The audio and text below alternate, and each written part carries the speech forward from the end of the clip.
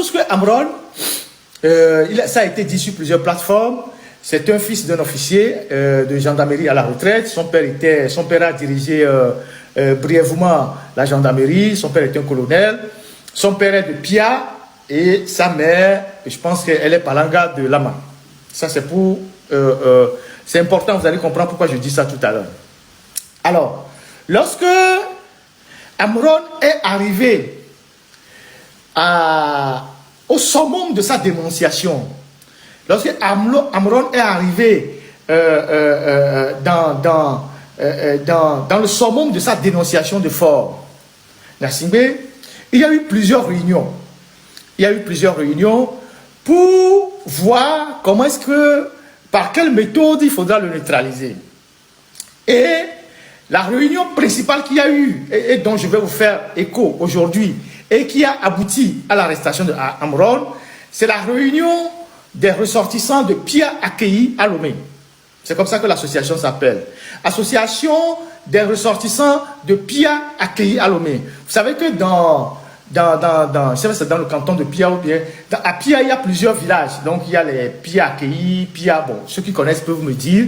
Et donc les Gnassingbé sont de Pia accueillis. Et généralement, cette localité-là, il y a des extrémistes parmi eux qui soutiennent le pouvoir, qui disent que le pouvoir ne doit jamais basculer. Donc ces gens-là, leur association qui se trouve à Lomé, ils ont fait plusieurs réunions dirigées par un certain Beleï, qui est un douanier à la retraite. Et ce monsieur Beleï est le petit frère du général Beleï. Le général Beleï, je pense que c'était un marin, il est marin, il est toujours vivant, c'était un général de la marine, je ne sais pas, en tout cas il était au port. Le général Beleï était au port, mais c'est son frère, je ne parle pas du général, son frère, qui était un douanier, et c'est lui qui a présidé cette réunion-là. Et donc dans cette association, il y a des civils, il y a aussi des militaires, il y a des militaires qui sont à la retraite et des militaires qui sont en fonction. Donc, c'est au cours de la réunion de cette association-là qu'ils ont dit que l'artiste c'est un fou. Qu'ils n'ont pas voulu attribuer sa soi-disant folie à la lignée de son père. Parce qu'ils savent que s'ils attribuaient la folie-là à la lignée de son père, comme son père est de Pia, même s'il n'est pas de Pia accueilli, ça va créer des problèmes. Donc ils ont dit que non, que dans la lignée de sa maman, qui est Palanga, donc de Lama, il y a eu quelqu'un qui a souffert de folie. C'est comme ça qu'ils ont dit ça. Donc, ce sont comment on appelle ça? Je ne dirais pas que c'est de l'atavisme, mais que c'est ça qu'ils traînent. Et donc, ces gens-là, ah ok, on m'a dit que Beleï était contre-amiral, d'accord. Donc, celui qui est resté au port était contre-amiral. Ce n'est pas de lui que je parle de son frère. Il a un frère qui était douanier. C'est lui qui préside la réunion des ressortissants de Pia accueillis.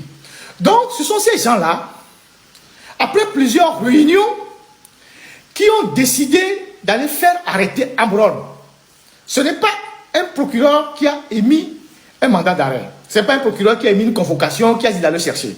Ce sont ces gens-là qui, généralement, se retrouvent entre eux pour gérer les problèmes du Togo. C'est-à-dire les problèmes du Togo se retrouvent dans un petit cercle d'associations de ressortissants de tel village.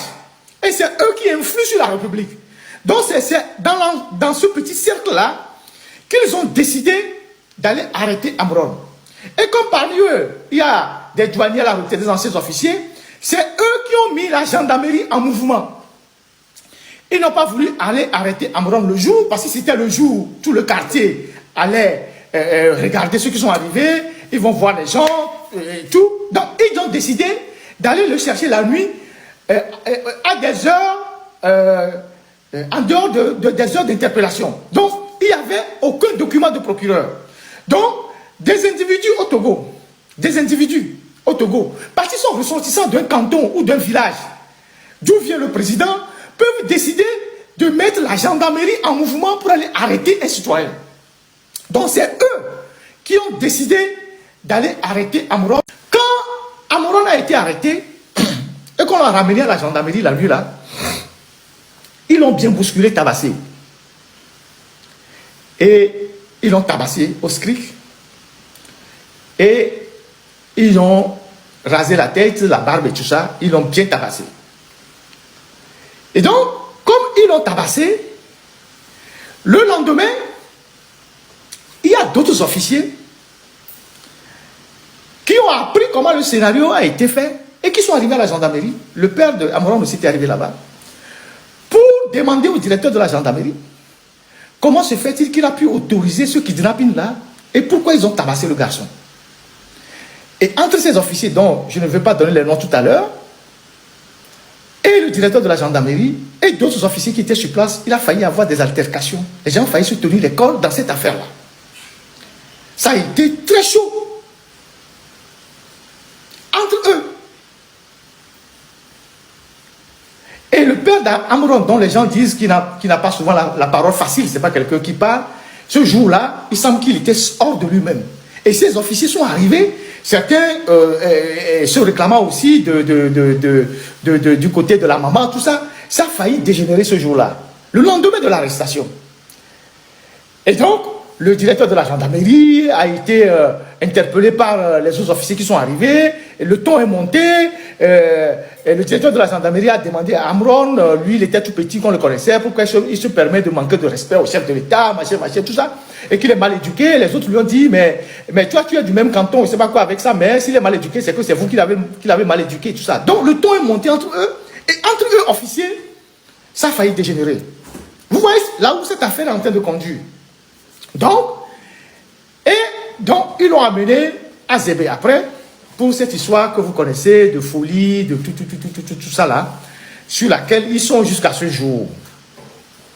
La famille ne sait pas véritablement où est-ce qu'il est. Tantôt on le balade ici, tantôt on le balade par là.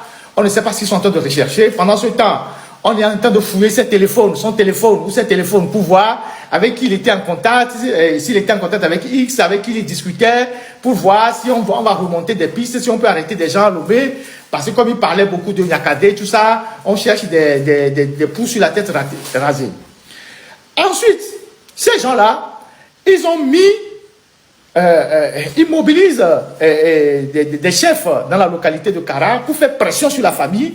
Et des gens même disent à la famille, oui, ce que vous êtes en train de faire là, ça peut déclencher autre chose. Si on perd le pouvoir, vous pensez que les gens vers qui le pouvoir va aller vont préserver vos intérêts et tout ça. C'est-à-dire qu'ils sont en train de tirer sur la fibre ethnique. Vous voyez, là où ils sont en train d'arriver. Donc, on mobilise des gens qui font la pression sur la famille, qui passent des messages à la famille, qui mettent la pression sur la famille. Oui, ce qui se passe là, et il faut se calmer, sinon, et si le pouvoir tombe demain, et tout. Donc, voilà comment les choses sont en train de se passer actuellement. Et ces extrémistes de Pia Akei là, et qui sont souvent dans l'ombre, et qui parfois sont ceux qui alimentent même les milices au Togo, il faut qu'on les dénonce. Nous sommes à une phase où plus personne ne restera caché dans notre pays. Et quand vous allez à Pia là-bas, chez vous là-bas, là, Fort a fait quoi? Fort a fait quoi chez vous là-bas, à Pia là-bas? Il a créé quoi? Comme société, comme, c'est pas, entreprise pour employer les gens. Comme, il a créé quoi? Son père a créé quoi? Le fils a créé quoi? Pour que vous preniez en otage tout un pays dans une association de ressortissants d'un village. Qu'est-ce qu'on en a à foutre? Qu'est-ce qu'on en a à foutre? Fort Gnassingbé a fait quoi là-bas à Pia? Pas plus que la semaine dernière. J'ai appris qu'il y a une jeune fille, même de la famille du chef à Pia là-bas. Je ne sais pas si c'est Pia ou quoi, qui s'appelle Baka. Elle était à Lomé en train de souffrir, il n'y a pas de boulot, tellement elle souffrait. Elle est rentrée dans un réseau, elle est au Nigeria, on dit que oui, qu'il y a un réseau qui amène les gens au Canada. Elle est arrivée au Nigeria, dans un état, Edo State. Elle a été tuée là-bas, par les trafiquants. Vous savez, les réseaux qui promettent aux gens qui vont les amener à l'extérieur, quand vous arrivez, on vous prend en otage là, on vous demande de l'argent. Cette fille-là, elle est de Pia. Elle s'appelle Baka. Elle a été tuée au Nigeria. Le corps est actuellement au Nigeria là-bas. Si vous avez créé des emplois dans votre village là, vos enfants vont partir au Nigeria en train de chercher